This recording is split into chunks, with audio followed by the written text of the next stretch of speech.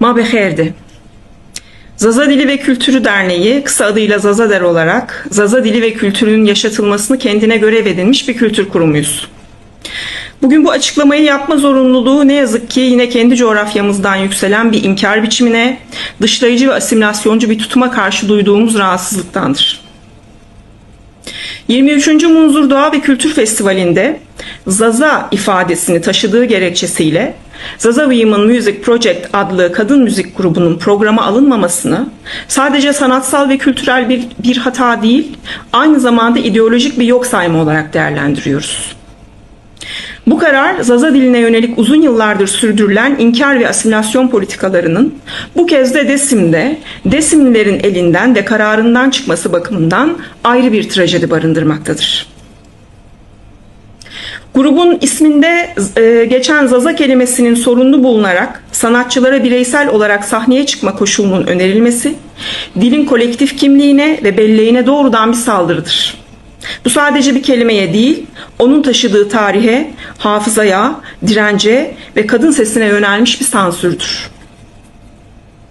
Zaza dili binlerce yıllık bir halkın kültürel varoluşunun temelidir.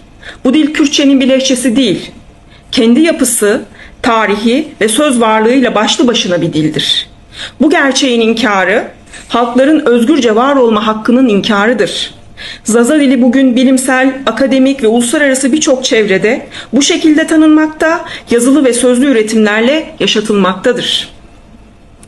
Bu dilde müzik yapan, yazan, konuşan her birey bu halkın onurunu taşıyan birer kültür taşıyıcısıdır.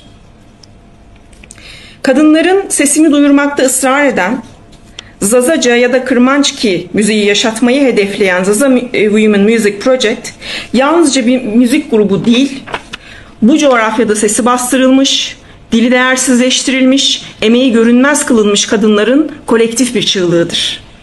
Bu sese yöneltilen sansür, kadın mücadelesine yöneltilen ataerkil bir saldırıdır.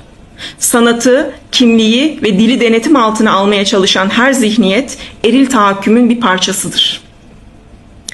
Festival komitesinin kadınların kendi ana dilinde kolektif olarak sahne alma hakkını kısıtlaması, kültürel çoğulculuk, kadın temsiliyeti ve yerel özerklik gibi değerleri hiçe saymaktadır.